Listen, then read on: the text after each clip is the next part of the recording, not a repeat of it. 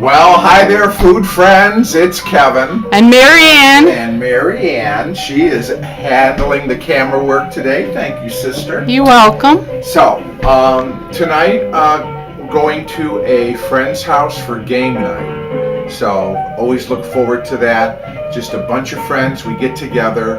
We enjoy some good food, and you know what? We play games. And I don't know which one we're doing tonight, but it's always fun. And so everybody brings something. So I was asked to bring dessert, and our host tonight is allergic to both chocolate and nuts. So whenever I make something to bring, especially to their house, I have to kind of think through what I'm going to do because it can't have either of those things in it. So I decided to make banana cake. So I know a lot of people make banana bread, and there's a million good recipes out there for it, but this is actually a cake. This is a banana cake.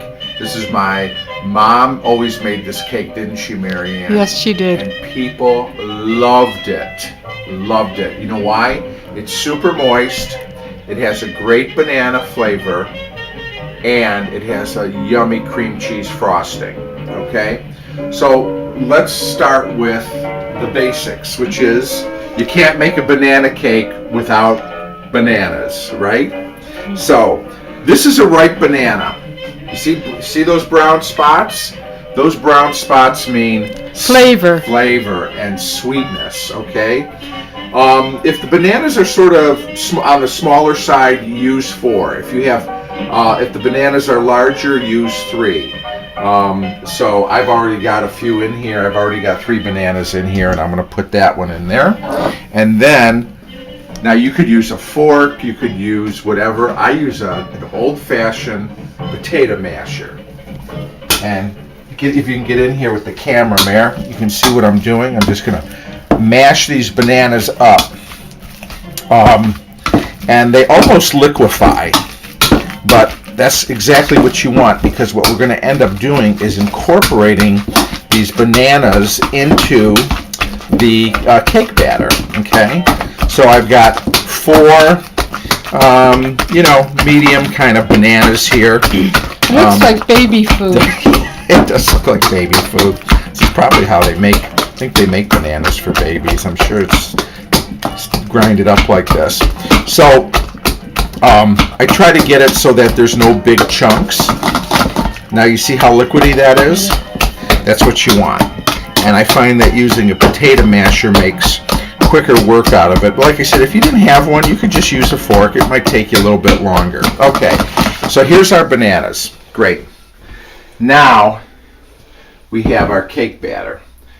Before you get into this, take a stick of unsalted butter and an 8-ounce block of cream cheese and let them sit out. This is going to be for the frosting. You also want a 9x13 pan. I'm using one of these kind of bake and take pans because if there's any cake left, I'm going to leave it over their house. So I'm going to make it in one of these pans. Our oven is preheating to 350 degrees. So we're going to start with a white cake mix, okay? You can use any kind of cake mix you like if you have a favorite brand. Most of them are pretty good, I've found. I like all of them. So what I normally do is I buy what's on sale. And every once in a while these get put on sale for like $1 a box, and I just buy all kinds of cake mixes. So that's what we're starting with. We're starting with a white cake mix. We're going to add a couple things to it. We are going to put in to our box of white cake mix a teaspoon of baking powder and a teaspoon of baking soda. Okay? Then we've got some liquid here. I've got 1 1/8 cup of water. I'm going to put that in there. And I've got 1/2 cup here of vegetable oil. Okay? That goes in there. Then I've got some banana extract here. I'm going to put in 1 teaspoon. Okay? Then I've got 4 eggs. And you want your eggs at room temperature. Mine have been soaking in tepid water for about 10 minutes. That's how I bring them up to room temperature when I forget to take them out of the fridge a half an hour early, which seems like is all the time. So we're going to put in our 4 eggs here, Mary Ann. And this cake I don't think has ever failed to really satisfy. Matter of fact, we do get requests for it, don't we? Yes, we do.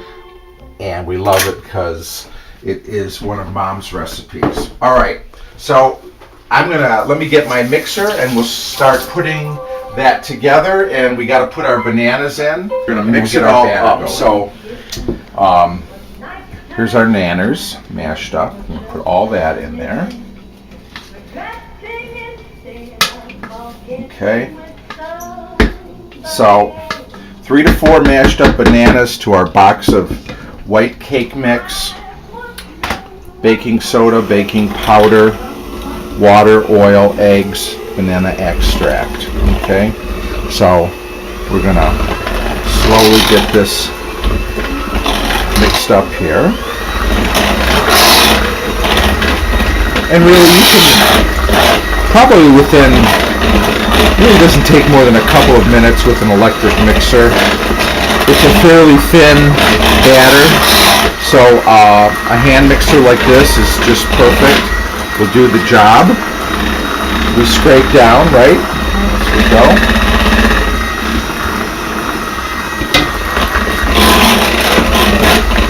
You want it just good and incorporated.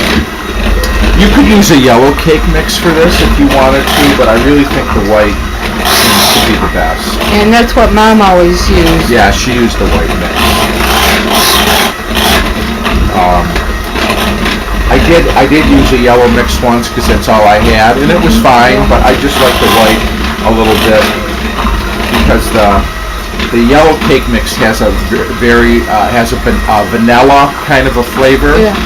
And this is more neutral, so it really gets a nice banana flavor to it. Okay, so now we've got our 9x13. I'm going to give it a good spray with some nonstick spray. This is actually the kind that has the flour in it, which I like to use for baking, although the regular kind without the flour would be fine. All right, so here we go. In it goes. You can smell the bananas already in this.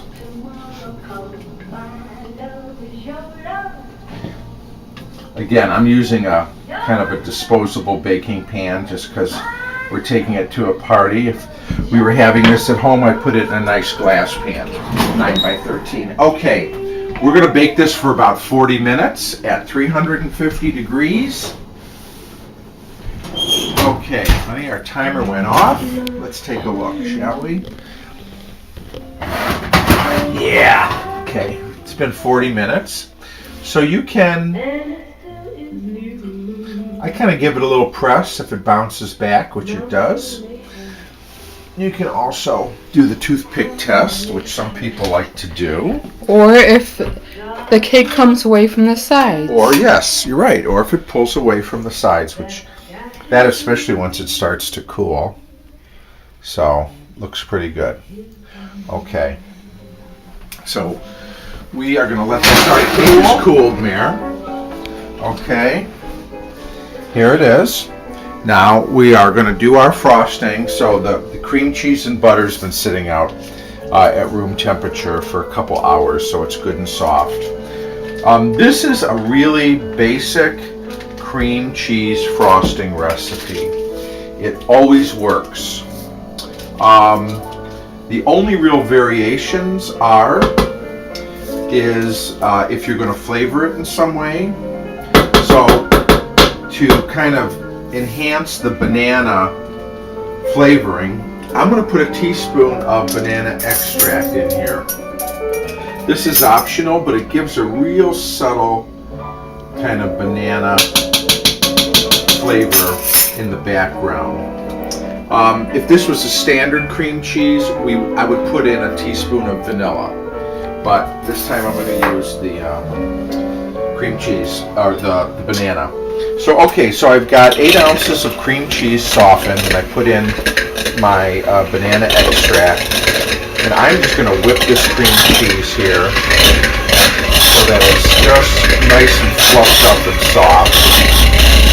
And I also kind of want to get that extract blended into the cream cheese. Again, this is a great frosting for carrot cake, any other kind of pineapple cake, anything that you would normally like to use a cream cheese frosting on. So 8 ounces of cream cheese, 1 stick of butter. Okay, so we'll put that in there. Now we'll get the butter blended in. I mean, how can it be bad, right? Cream cheese and butter, hello. So once I've got essentially got the butter and cream cheese incorporated, can you get a shot in the bowl there, kind of how that looks? Now the only thing is, it's not sweet at this point. So 2 cups of powdered sugar. In you go. So that's really powdered sugar, cream cheese, and butter. Like I said, flavor it as you like. If this was sort of a standard, we'd have the vanilla, but we bananaed it up. So now we're gonna work all this in. We'll come on back when it's done, but I'm just gonna beat this. You can see can you see what's happening in here? It's really come together. Stiffening up a little bit, of course, with that added powdered sugar. It's giving it a little more body. I'm going to get this good and mixed, another minute or so, and then we'll come back and get it on our cake. Okay, there it is. I'm going to put our frosting on here. I kind of like to put a lump of it. The challenge is always you don't want to tear the cake when you're frosting it, and sometimes that top layer can be really delicate. So, okay, I'm going to get a offset spatula here, and we'll push this around, take it right to the edge. Now, because this is a buttercream cheese frosting, it needs to be kept in the refrigerator. And what I would suggest is take it out of the fridge maybe a half an hour or so before serving time. Take a little bit of the chill off. But yeah, you want to keep the cake in the fridge because of the frosting. And because we had left the cream cheese and butter to get soft, of course, once it gets refrigerated, it stiffens back up again. So, but we take it right to the edge, and you walk into your party with this homemade cake, and they will be so happy. They'll say, forget dinner. Let's just have dessert. Dessert first. I like to smooth it out like this.